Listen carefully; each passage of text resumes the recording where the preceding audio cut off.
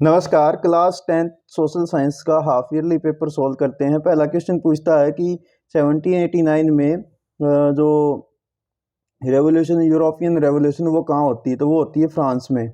ठीक है। देन आपसे पूछता है कि नेपोलियन की संहिता, नेपोलियन सिविल कोड कब लागू हुआ है? तो 1804 के अंदर हुआ था वो। नेक्स्ट कहता है किस वर्ष परसा की पहल पर शुल्क संघ जाल वेलाइन जिसको बोलते हैं वो एक्टिवेट हुआ था? वो हुआ था 1834 में, 1834। देन आपसे पूछता साइमन कमीशन भारत क्यों आया था? तो वो आया था to suggest a change of the functioning of the constitutional system of India, यानी डी ऑप्शन सही है। नेक्स्ट आपसे पूछता है कि वर्ष 1992 में जो समिट है, अर्थ समिट, वो कहाँ हुई थी? तो वो हुई थी रियो डी जनेरियो में, ब्राज़ील के अंदर है ये। सी ऑप्शन सही है। नेक्स्ट आपसे पूछता है नीचे दिए गए उच्च तापमान भारी वर्षा के विकास ये किसी मृदा की फीचर्स बताई गई है। आपने मृदा को पहचानना है जिसमें न्यूनतम ह्यूमस होता है। केरल, कर्नाटक, तमिलनाडु में मिलती तो वो होती है लैटराइट सॉइल। देन आपसे पूछता है भारत सरकार ने वन्य प्राणी अधिनियम किस वर्ष पारित किया? वाइल्ड लाइफ प्रोटेक्शन एक्ट कब पारित हुआ था? ये हुआ था 1972 में। देन आपसे पूछता है कि नीचे दिए गए तथ्यों के आधार पर या विशेषताओं के आधार पर पहचान करनी है आपने। कह रहा है ये वन क्षेत्र देश के आधे से अधिक भाग में है। जम्मू कश्मीर, आंध्र प्रदेश, केरल, उत्तराखंड में अधिक मिलते हैं। वन्य प्राणियों के संरक्षण के लिए ये मूल्यवान होते हैं। तो ये आपने बताना था। इसका आंसर आएगा ए भाग, रिजर्व फॉरेस्ट। देन आपसे पूछता निम्न में से कौन सा शहर बेल्जियम की राजधानी ब्रुसेल्स, ब्रुसेल्स जो है ये बेल्जियम की राजधानी है। यहाँ ये सिंगली गलत लिखा गया है, यहाँ ब्रुसेल्स आएगा। ठीक है, तो यहाँ पर ब्रुसेल्स ही लिखा जाना चाहिए था। ठीक। नेक्स्ट आपसे क्वेश्चन पूछता है कि निम्न में से कौन सा जाति समुदाय श्रीलंका में बहुसंख्यक है? तो वो है सिंघली। ठीक है। नेक्स्ट आपसे पूछता है इसमें देखें यहाँ पर क्या, अच्छा ये ठीक है, ये ब्रुसेल्स ऊपर वाले का था, मैंने गलती से लगा दिया। ठीक है, तो ये नेक्स्ट 10वां क्वेश्चन सिंघली यहाँ पर। ठीक है, तो सिंघली आएगा। देन आपसे है क्वेश्चन नंबर 11 कि इनमें को सुमेलित कीजिए। तो आप में दिया गया है ई प्रोग्रामिंग, पुलिस, एजुकेशन, डिफेंस, और दूसरी लिस्ट में ये दी गई है। तो लिस्ट आपने देखनी। देखो, तो डिफेंस होती ना, तो डिफेंस है यूनियन लिस्ट। पुलिस जो होती है ये होती है स्टेट लिस्ट। एजुकेशन जो होती है ये कॉन्करेंट लिस्ट होती है। और ई प्रोग्रामिंग है रेजिडरी लिस्ट। अब इसकी मैचिंग कर लीजिए, यानी ए के सामने आ गया आपका, ए के सामने है 4, बी के सामने है 3, सी के सामने आएगा 1 और डी के सामने आएगा। तो पहले वाला ऑप्शन ही सही है आपका। ठीक है, तो नेक्स्ट आता है निम्न में से कौन सा देश संघ को जोड़कर होल्डिंग टुगेदर यानी कीप टुगेदर का है?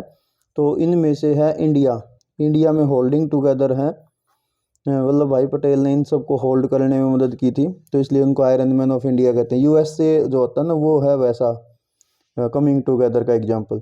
ये बाकी के सारे कमिंग टुगेदर का ही हो गए। ठीक है। नेक्स्ट कहता है निम्नलिखित संस्थाओं में से कौन सा विश्व व्यापार रिपोर्ट तैयार करता है? तो विश्व व्यापार रिपोर्ट तैयार करता है वर्ल्ड बैंक, सी भाग।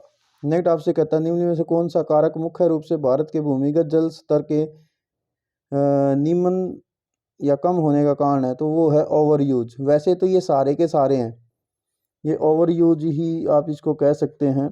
बाकी का अगर इनको सीरियल वाइज करें तो सबसे ज़्यादा कारण बनेगा इरिगेशन, फिर उसके बाद आपका आ जाएगा अर्बनाइजेशन और इंडस्ट्रियलाइजेशन। लेकिन इन तीनों का सबसे मेन कारण है over excess of ground water usage.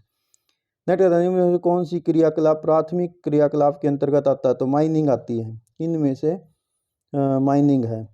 Next कहता है आर्थिक गति का वह क्षेत्र, आर्थिक गतिविधि का वह क्षेत्र जो जिसमें प्राकृतिक उत्पाद से दूसरे उत्पाद में हम चेंज कर देते हैं, कन्वर्ट कर देते हैं उसकी फॉर्म को, तो वो होते हैं सेकेंडरी एक्टिविटीज़, द्वितीय क्रियाकलाप। नेक्स्ट कहता है रिक्त स्थान भरिए। खाली स्थान क्षेत्र में अधिकांश मजदूरों को रोजगार सुरक्षा प्राप्त होती है। तो यहाँ आएगा organise sector, organise sector. Next कहता है बेल्जियम की कुल आबादी का 59% हिस्सा कहाँ रहता है? फ्लेमिश एरिया में। ठीक है। नेक्स्ट कहता है अवध में किसने किसानों को लीड किया था? तो वो था बाबा रामचंद्र।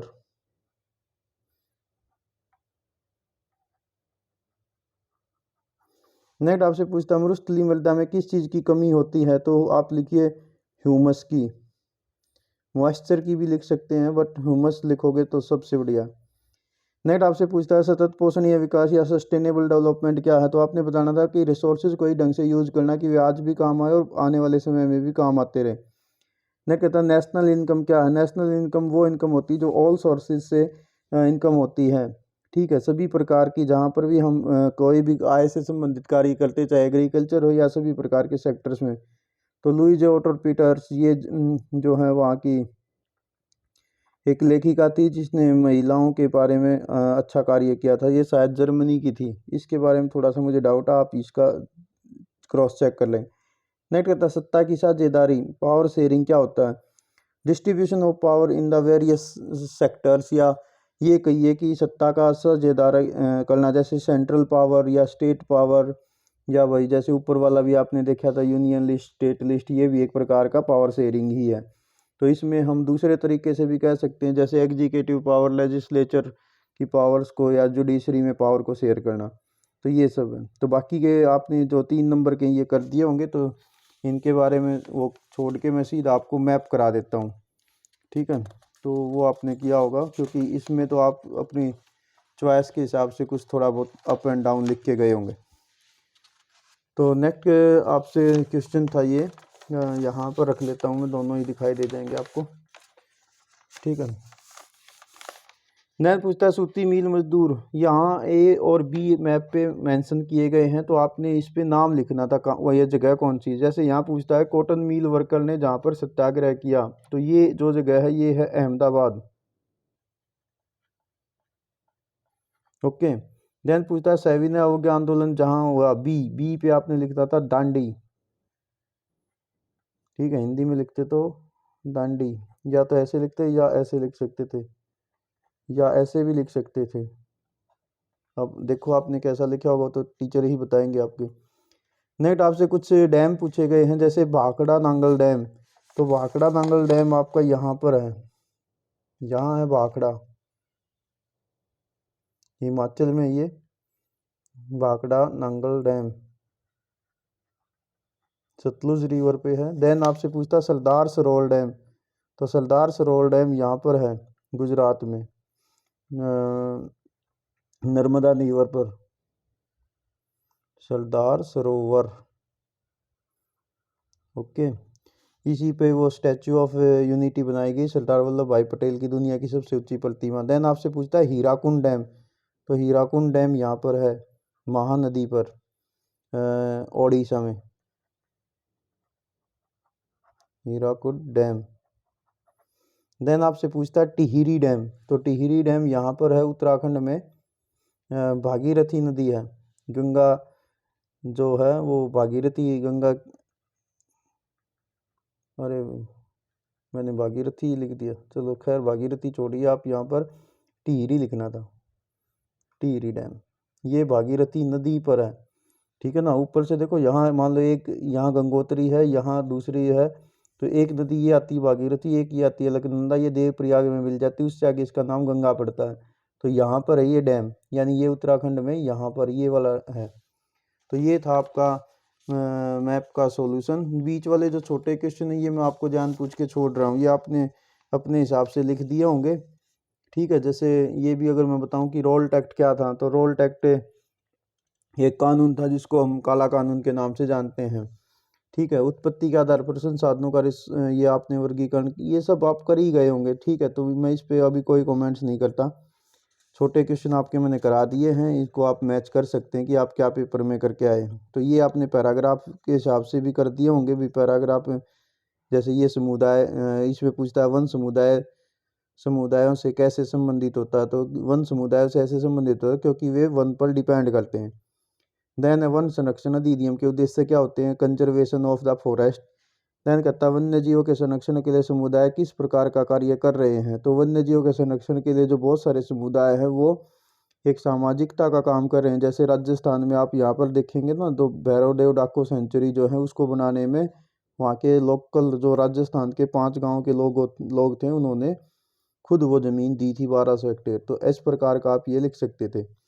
देन इसी प्रकार से यहाँ आपका ये दूसरा पैराग्राफ दिया गया श्रीलंका के बारे में।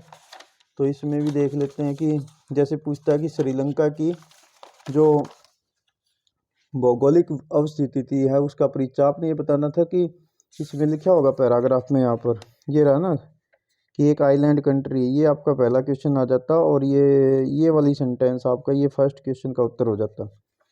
ये आपने लिख दिया होगा। देन आपसे पूछता है कि श्रीलंका की कुल आबादी में सबसे प्रमुख जाति समूह समझाइए। तो वो यहाँ पर आपके लिखे होंगे, देखो ये रहे कि मोस्ट सोशल जो प्रोमिनेंट सोशल ग्रुप थे वो सिंघली थे 74% लोग, और इसमें तमिल थे। तो ये सारा आपने लिख दिया होगा, और आगे तक डिटेल भी आप लिखते तो यहाँ तक भी आप ये लिख सकते थे। ऑलरेडी आपने पैराग्राफ से इसको छांट कर लिखना था।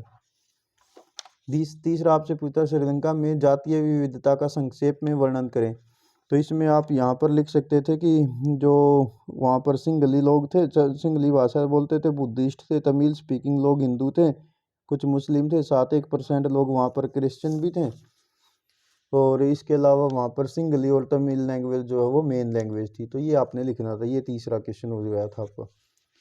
देन आपसे पूछता है यहाँ पर एक पैराग्राफ और दिया गया है कि एक छोटे किसान लक्ष्मी कुछ ऐसा दिया है। तो इसको आपने देखो कह रहा है कृषि क्षेत्र में अल्प बेरोजगारी की स्थिति पाई जाती है।